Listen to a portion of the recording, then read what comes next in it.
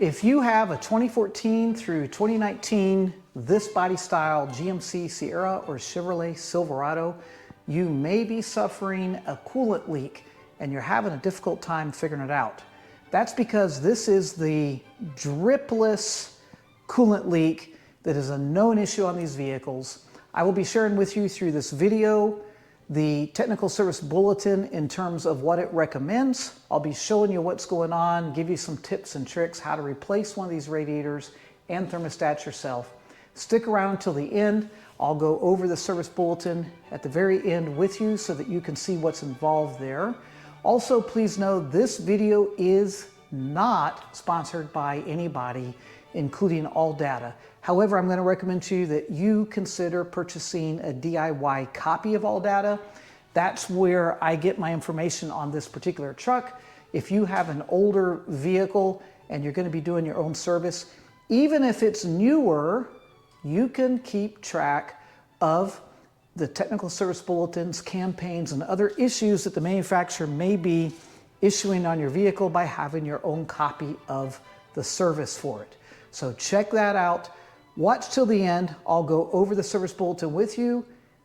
Thanks for watching, and let's get started. Have you ever felt like you walked into a movie 45 minutes late and you're stuck in the middle of it and you're trying to ask the person next to you, wait a minute, who's the good guy? Who's the bad guy? Why is that guy wearing red shoes? It doesn't make any sense to me. Well, welcome to my life.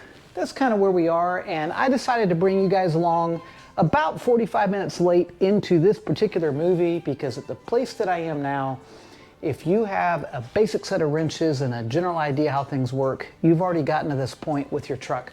What are we talking about? This is our 2014 Chevy Silverado. Got about 80,000 miles on it now.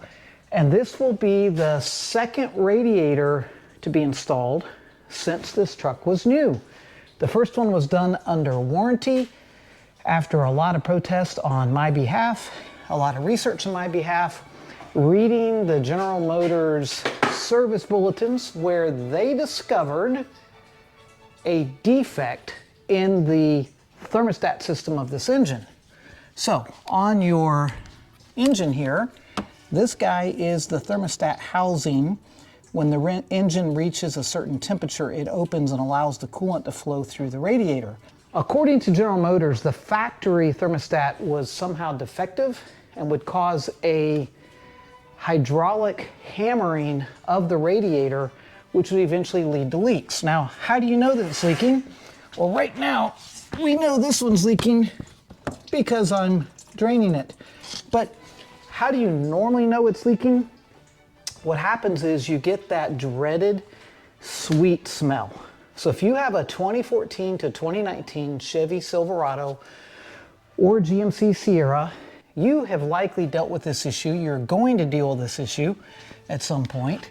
And I've noticed where a lot of people are going on Amazon and places and buying radiators for these trucks. And it tells me that there's not that many of them running into deer and moose and stuff, that these things are leakers. But if you don't get to the root cause, you are just going to be redoing it over and over and over again. That is our brand new Generous Motors radiator at, let's see, MSRP on that, $579 for that radiator. I opted to get the GM radiator because of a couple things. One, it's going to be the one best engineered to fit this truck. Two, I did some reading online, whether it was Napa, AutoZone, Amazon, didn't matter. A lot of complaints that the replacement radiators that are far cheaper than this aren't built correctly and they're not able to get the cooling fans and stuff to mount like they're supposed to. We don't want to take that chance, and we already know we have a weak radiator issue, so we don't want to turn right around and be replacing one of those. I did read a lot of those were frequent returns. I followed the GM bulletin that talks about replacing these. These are one-time use, these little clips that hold the oil cooler and transmission cooler in. And even though supposedly my truck a number of years ago had this replaced under the bulletin, under the warranty situation, the campaign, I decided to go ahead and buy another one as well, because this is supposedly the reason why your radiator is leaking in your truck. There's something, now this one's supposed to be corrected. The one that's on it is supposed to be the corrected version, but this seems to be the culprit causing all the problems. Here's what we are. I'm not going to bore you with every single detail of this because, you know, it is what it is. But I'm going to go through here and hit some of the highlights. Basically, all I've done here is remove the sight shield and the air cleaner. That's it.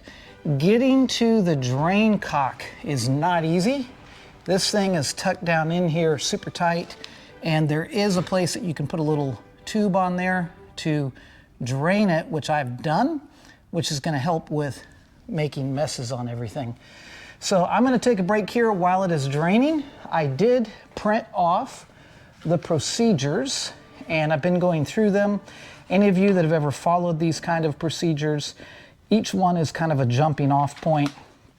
So right now, they say to, you know, get going, drain the engine cooling. Well, I started draining the engine cooling, but to drain it, I needed to get access to things. So I jumped ahead a little bit, including removing the sight shield, whatnot. So we're getting ready to follow these other things. We're going to pull the fan. We're going to remove the surge tank hoses.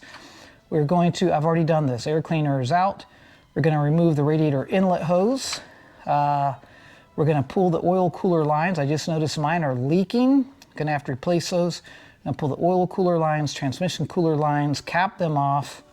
And then I guess we're going to remove that entire hose assembly. We're going to remove the upper mounts of the radiator. Funny, not funny story, when I had this done under warranty, my General Motors dealer that fought me to do it in the first place, and we're talking years ago, when I got it back from them, they didn't put these bolts back in. And my wife was getting ready to go take this truck for a long drive up to Wisconsin, Minnesota, something like that. And I was giving it a once over and noticed it was driving around. The only thing holding the radiator against the AC condenser and was basically the hoses. And that wasn't good. So some brackets, and then we're going to work around and somehow, without disconnecting this or this or this, we're going to lift it out. So this is kind of where we are. We're going to get to that point, and then I'm going to show you what went bad on the radiator. I can already see a little glimpse of it, but once we get it out of here, we're going to be able to see it better. But in the meantime, this is the slow boat to China down here. It is very slowly leaking, but at least we're not making a giant mess. Struggling with your clips for the cooling fan.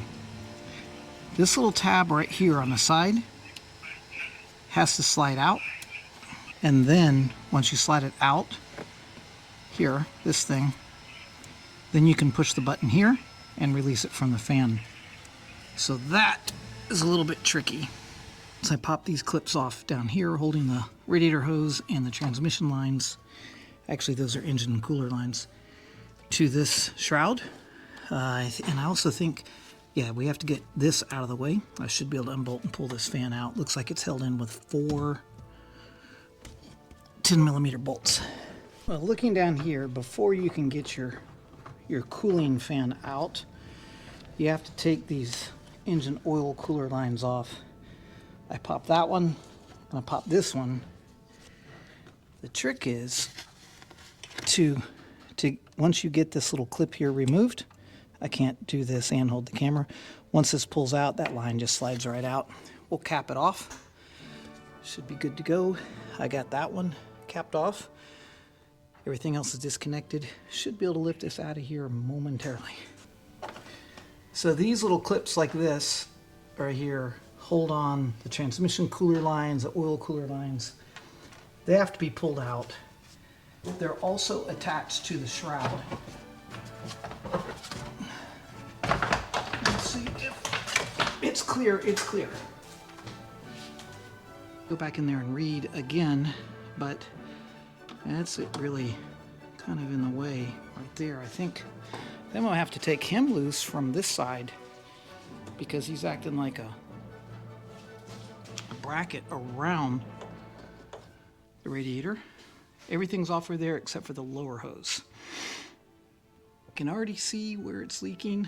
I'll share that with you here in just a moment, but I'm going to pop this clip and that lower radiator hose, and then take some of these brackets off and see if that's sufficient to walk it out and up, or if we have to take, I can't recall, I think this bolts in, and the instructions say something about, let's see, fans out, surge tank hoses are removed, air cleaner is removed, upper hose is removed, oil lines are removed. So we gotta get that hose out, not a problem. We're gonna start taking those upper bolts off. Oops, too many pages. Yep, you do. You have to take, they have you taking that off. Oh, the baffle. They have you taking the baffle off. Okay, so let's get this lower hose, and get the lower hose, and then these brackets, and see what we can do from there. So the nice part about these factory hose clamps is once you set them in their little seat, they'll stay back.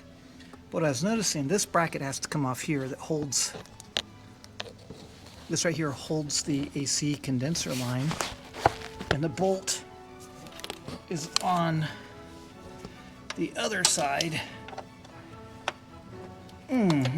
Bolt's on the other side of your access. That's kind of goofy. You'd think, at least from a manufacturing point of view, it would have come through the front side. Get this bracket off here. Definitely a difficult one to get to. I got some quick help to hold the camera, so that's good. Over here, we are, so this bracket's out. There's a bracket down here that goes to the AC condenser, and of course cooling fan's out, lines are disconnected. We're at a point now that we can start getting these bolts out. Oh, there's a clip back here. Come around. So I guess the AC condenser is being held onto the radiator right here. So we'll look at that as soon as I can get this cover. It does say to pop this cover off, so I get it now.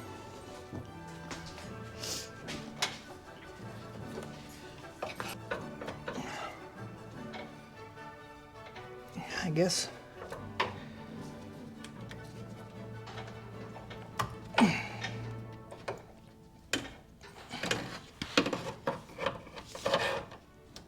Hey, puppy dog, let's look. There we go. So you gotta push that tab in.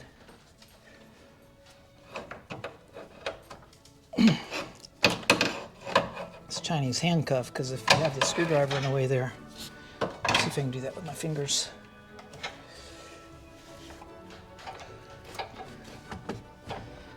Oh, gotta be very careful here that I don't break the AC condenser lines. I have to take out. Let's try that over here.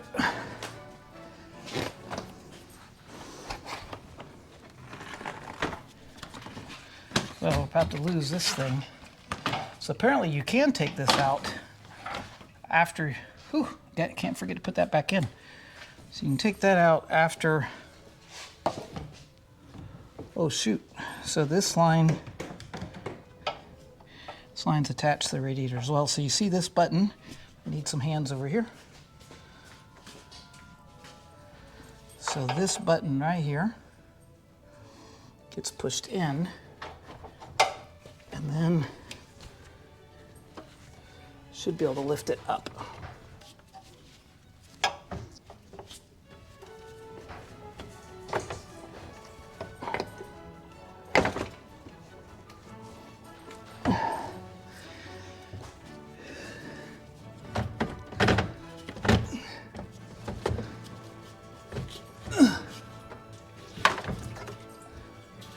Okay. Okay, dripping fluids. What a mess. Okay. Let's go in the other room and take a look at this piece of junk. All right, this is the radiator leak right there. You can see it here as well. You can see the red up in there. And this is also where you would see steam coming out under the hood when you stop at red lights and stuff. Right in the right front corner by the headlamp. But there's where your radiator goes bad on your GM. Look at that mess right there. My goodness. That is where it all goes wrong, right there.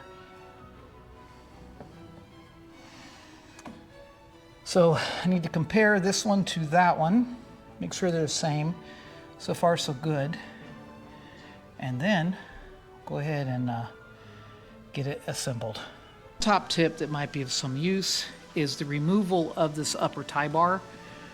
It's held in by 2 bolts on each side, and then one that goes to the lock latch right here in the very front, and that allows direct access to everything in here.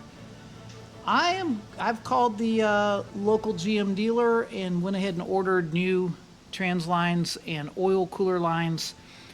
I don't think I'm going to put them in today. One, because the oil cooler line won't be here till Monday. 2, you have to get up underneath the vehicle and unbolt and move some things, and I want to do that when I can get it back on the lift. But for this, we're going to head down to the store and pick up just some degreasers and some cleaners. Try to clean this up a bit. It is really, really filthy. And then that way going back together, you know, just nice and clean. Just going to go do that, and then maybe then after lunch we'll start putting it back together. You wonder when you're doing something like this, you know, look at the fans. It's nice. They're nice and quiet. I don't have any reason to believe that those need to be considered for replacement, but this plastic and everything in here is just filthy. Of course, we're going to replace that housing with the new one, which should be the same as the old one, and that old one should already be the updated one.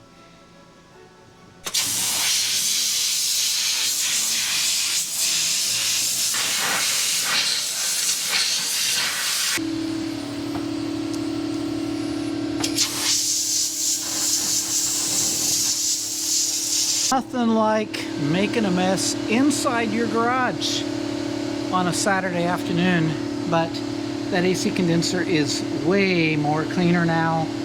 Got the grease and crud off things, looking pretty nice. Getting ready to start the reassembly. Got the new radiator. I got the little feet on it. And kind of sit it down here. Man, I tell you what, it takes up the whole space. It takes up everything getting this thing in here. Mostly because I've got it too far. Maybe if I had it there. That's looking more like it. It's, I mean, very close. Very, very close. So, probably. Yeah, see, I have to have the, I'm gonna have to have the upper tie bar back up in here in order to actually attach the radiator. But I think, yeah, I mean, I think we're ready to start putting that together. Let's get this cover, this cover here looked absolutely impossible. Yeah, see, it's got these little clips right there. There. Yeah, we want to put him on right here. He goes over here. Okay. We want to put this cover on before the tie bar goes on, because once the tie bar goes on, very difficult to do. Oh, it's beautiful, isn't it? And gorgeous. I've been thinking this through, actually, and now is probably the golden time to put the fan in before I put the tie bar in. So maybe a wrong move, but I'm going to go for it. Whop, whop, whop, whop, whop.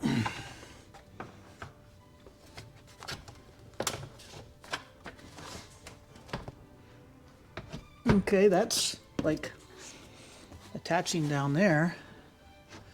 Yeah, I'm thinking it just makes sense. Dang it. I think it makes sense to, let's just bolt it on now. I think this is right. We're just gonna make sure this doesn't go like all the way through and penetrate the radiator.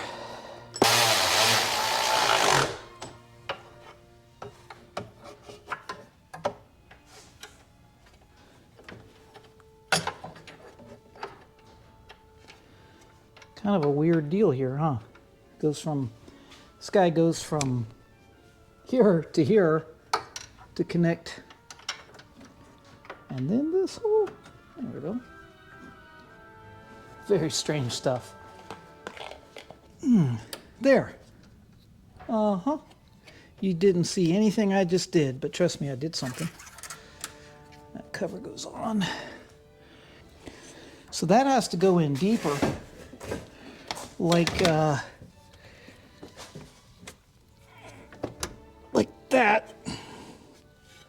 Oh, is there already a clip on this? Son of a gun. There was already a clip on it. Didn't even see that. Huh. Already had one on it. There's already one down there. Nice. Well, that's done. Boom. Done. I had to get this thing in here. Now, so my thinking is, yeah, it helps make sure we put it in the right spot. So the next little bit here, I'm just going to be putting bolts back in, and then that radiator can come to. And then, you know, you got hoses and wires, and should be close to hearing it run again. Get all the air out of it, that kind of good stuff. All right.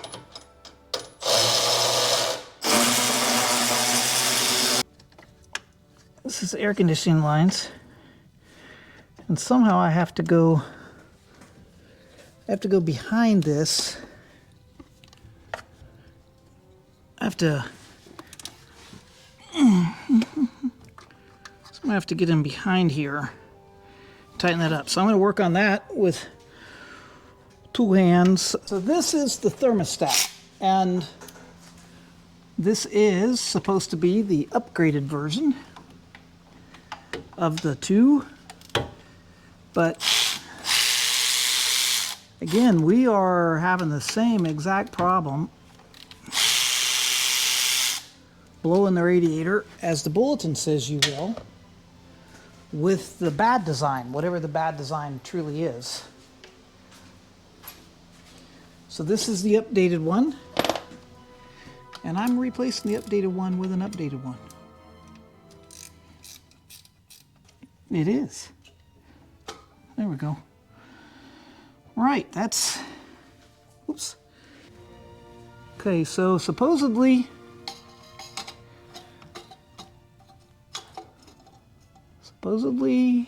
those go bad.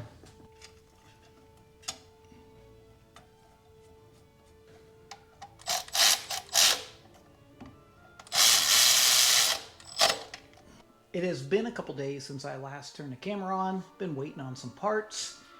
Just wanted to give you an update where we are right now. There is a horrific mess down here, and this is the reason why. This is the engine oil cooler line. Obviously goes up to the radiator. This is the transmission cooler line. Now, I've done some cleaning and wiping and all that on these, but when you get up to this point here, we had some fresh oil coming out. Maybe it was right there. But these lines are definitely leaking, and we can't have that. So this is, and the guy at the GM dealer was telling me that these are common leakers. They keep them in stock because they leak, unfortunately.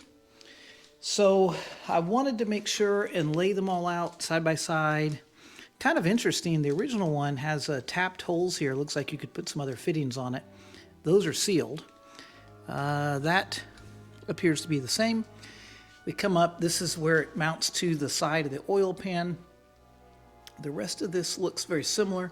Looks like I'm going to need to take that piece off. What does this say? Made in Canada with imported parts, AVAC pieces, something, another import. Okay, whatever. So Gotta take that bracket off. It looks like transmission cooler. This bracket here, I'm gonna have to transfer. It is up here. And I just wanted to eyeball them. This is made a little differently. This one has a main bracket plate that holds the hoses in. These are put together similar to the way the radiator is. But that looks to fit the same, up, over, and down. So let's see, I'm missing that from this one. And then this is bolts off the transmission, so I'll move that over. Those look good. Just for reference purposes, the General Motors service information said that you take there's some bolts on the front differential that it's a mess down there, don't look too close. Anyway, you take a couple bolts off the differential and let it drop to gain space to pull the lines through. The oil cooler lines, I came this way with them. The transmission cooler lines, I went that way, and they are all up underneath there. Anyway, it's ugly. I don't know if I'm gonna be able to put it back in that way or not, but I'm not gonna get down there with you under the truck. I'm just gonna get it put in because this is a secondary issue to the leaking radiator. But yeah, we got leaking engine oil and transmission cooler lines. So gonna get those banged in there. Also went to O'Reilly's and bought a Gates. This is the heavy duty green like you see on the police cars and stuff. Got the heavy duty serpentine belt, 80,000 miles on the truck. Probably a good time to replace that. So yeah, here I go. I'm gonna get these jammed in. I'm going through the checklist now. We have the air cleaner in, air intake hose. My upper bypass cooling lines are in. Radiator hoses, clips, the crankcase to PCV, crankcase ventilation tubes are in. Just putting the sight shield on right now. And I think the next thing to do is gonna be to put some coolant in the radiator. I bought the General Motors pre-mixed Dex Cool, so I don't have to stress over whether or not I mix it with the right amount of distilled water or not. And then I need to go back and review the service procedures to make sure that I'm topped off. Lost a little transmission fluid, lost a little engine oil. So we're gonna top those guys off, and then we'll bleed out the air and pray to God we don't have any leaks. But this has turned out to be a lot longer and dirtier and filthier than I had anticipated. I wish I had started the job on the lift because I just had no idea how much getting underneath I was going to be doing with those cooler lines, those engine oil transmission lines. Those were not an anticipated part of this project. So let's get some coolant in here, go from there.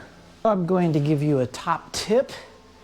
You may choose to ignore, that's fine. But this coolant is General Motors Dex Cool.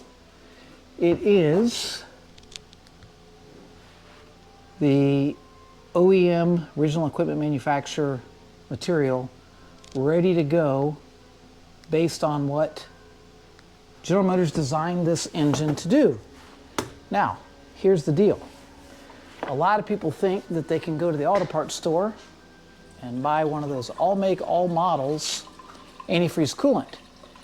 And while it may work, I can't argue that it 100% won't, but the reality is that these are specifically formulated, so whether you have a Honda, Toyota, Nissan, Subaru, the materials they put in here are specific to the way the vehicle is designed. And the other issue is that unless you're completely starting from scratch, like a complete rebuilt engine, everything drained, heater core, everything. All right, anyway, my battery quit. So if you are mixing different types, there's HOOT, whatever, I don't know, HOA, that's a homeowners association. I don't know what it is, but anyway, there are different types of chemical compositions for your coolant. If you mix them, it will literally create a sludging condition in your cooling system, and nobody wants or needs that to have to deal with. That can be some serious bad news.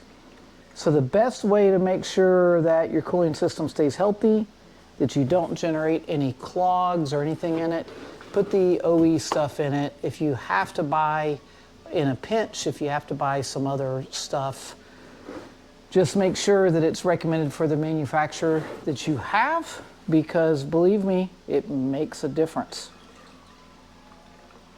So I'm gonna get this topped off. We're gonna have to go through the whole process of burping the air out of it and whatnot, and then checking for leaks. I still have to put the skid plate. I think it's hilarious. It's a skid plate that goes underneath here. It's just plastic. Back in the day, they were metal, and these skid plates are plastic. So I gotta get the skid plate back underneath there, check a few other things, but I think it's looking good.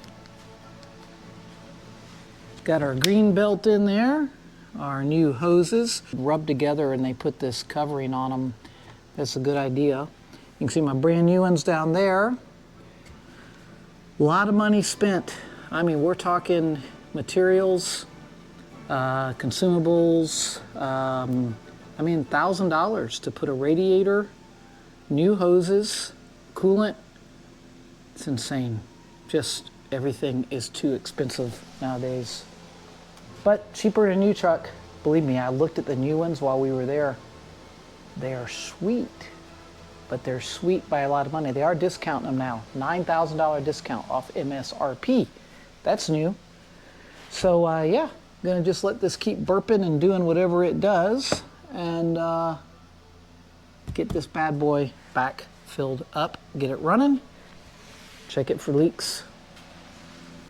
Well, thanks for making it to this part of the video. It has been several thousand miles since I first filmed that. I wanted to make sure that we actually did fix it and fix it correctly. We've got the old radiator here. I'm gonna go ahead and let that go on to the recycle yard at this point, and we're gonna throw away this thermostat to make sure nobody uses it by accident, as according to General Motors, this is the original source of the problem with the radiator. I'm going to share the service bulletin information with you next. Again, you may want to go get a copy of all data for yourself. You can look it up, the DIY version.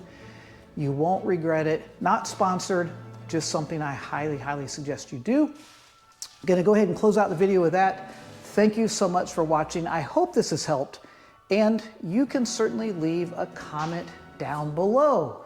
Thanks for watching. I'll see you probably when something else breaks down. Thanks for watching. Bye.